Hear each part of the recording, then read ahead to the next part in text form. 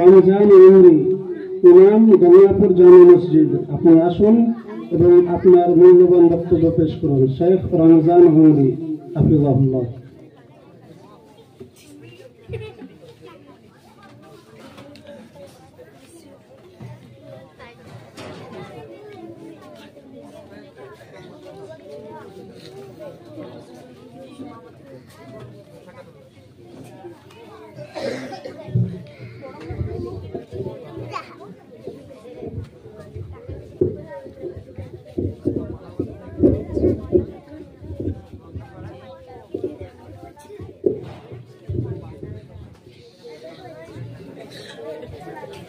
السلام عليكم ورحمة الله وبركاته.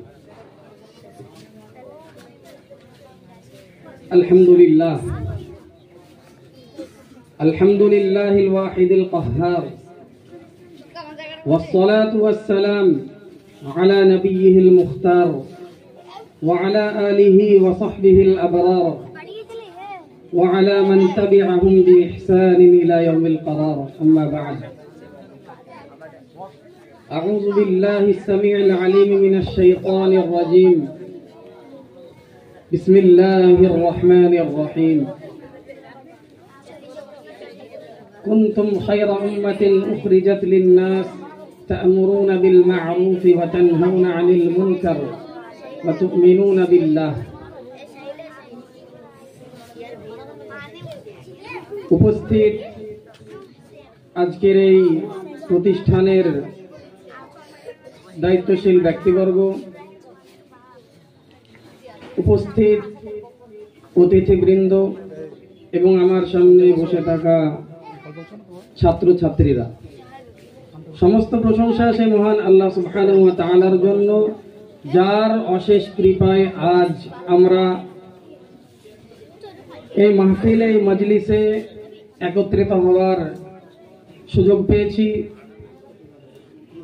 তারই জন্য সংক্ষিপ্ত আকারে প্রশংসা করি আলহামদুলিল্লাহ। তারপরে পরে দরুদ এবং সালাম বর্ষিত হোক বিশ্বনবী রাহমাতুল্লিল আলামিন মুহাম্মদুর রাসূলুল্লাহ সাল্লাল্লাহু আলাইহি ওয়াসাল্লামের উপর।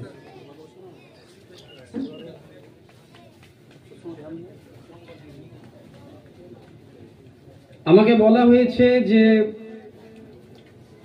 সমাজ গঠনে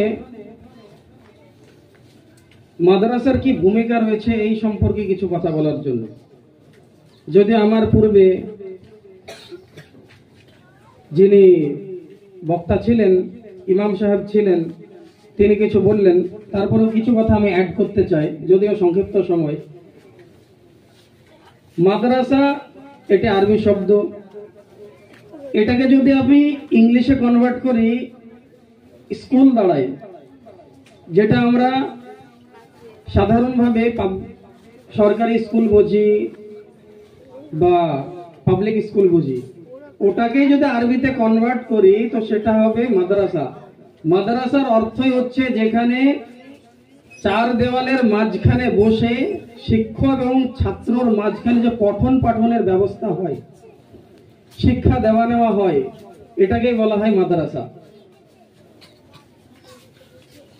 তো মাদ্রাসার এর উৎপত্তি, এর বিস্তার কিভাবে ঘটলো এটা আমাদের জানা দরকার। অনেকের মনে প্রশ্ন যে আল্লাহ রাসূল সাল্লাল্লাহু আলাইহি ওয়াসাল্লামের যুগে মসজিদ তো ছিল না, মাদ্রাসা তো ছিল না, মসজিদ তো অনেক ছিল, কিন্তু মাদ্রাসা কই ছিল? তো মাদ্রাসা তখন থেকেই ছিল, আমাদের বুঝতে ভুল আছে। কিভাবে? আল্লাহ রাসূল সাল্লাল্লাহু আলাইহি ওয়াসাল্লাম যখন মক্কাতে ছিলেন, ভালো করে শুনবেন, যখন মক্কাতে ছিলেন 13টা বছর ওখানে পার করলেন, কাফেরদের অত্যাচার, মুশরিকদের অত্যাচার, ঠিক মতো নামাজ আদায় করতে পারেন না, কোথাও জমায়েত হতে পারেন না, একসঙ্গে বসে কিছু শিক্ষার উপায় নেই, এমন একটা পরিস্থিতিতে আল্লাহ রাসূল সাল্লাল্লাহু আলাইহি ওয়াসাল্লাম পাহাড়ের নিচে সাহাবী আরকাম রাদিয়াল্লাহু তাআলা আনহুর বাড়িকে তিনি বেছে নিলেন এবং সেখানে সাহাবায়ে কেরামকে গুপ্তভাবে জমায়েত করে সেখানে তিনি শিক্ষা দিতেন। এবং এখান থেকে এই মাদ্রাসার ধারাবাহিকতা এখনো চলছে আর কিয়ামত পর্যন্ত চলবে ইনশাআল্লাহ। তারপরে আপনি চলে আসুন মদিনার জীবনে। মদিনার জীবনে আল্লাহ রাসূল সাল্লাল্লাহু আলাইহি ওয়াসাল্লাম এসে মসজিদে নববীর বুনিয়াদ, মসজিদে নববী স্থাপন করলেন, বানালেন, এবং তার পাশে তিনি কায়েম করলেন, গঠন করলেন সুফা। এবং এর ব্যাপারে হাদিসে পাওয়া যায় যে আসহাবে সুফা অর্থাৎ এই সুফার যারা বাসিন্দা ছিলেন, যারা নতুন নতুন ইসলাম গ্রহণ করতেন, দিনে ইসলামকে পছন্দ করতেন, বাড়ি ঘর ছেড়ে চলে আসতেন, আত্মীয় স্বজন ছেড়ে চলে আসতেন, সেই সমস্ত সাহাবায়ে কেরামরা ওইখানে থাকতেন এবং তারা দিনে ইসলামকে শিখতেন।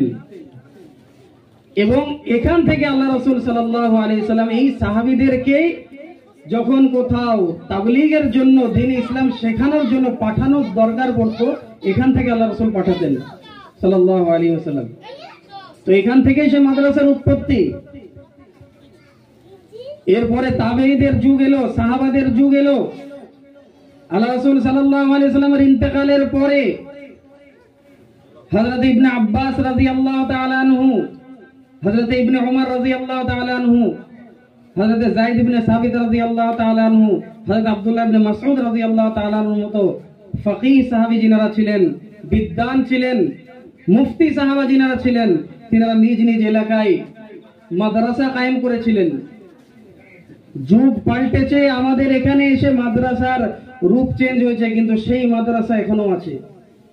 সেই আব্দুল্লাহ ইবনে আব্বাস যিনি মাদ্রাসা কায়েম করেছিলেন মদিনাতে, সেই আব্দুল্লাহ ইবনে মাসউদ যিনি তার মাদ্রাসা কায়েম করেছিলেন কুফাতে, আর যিনি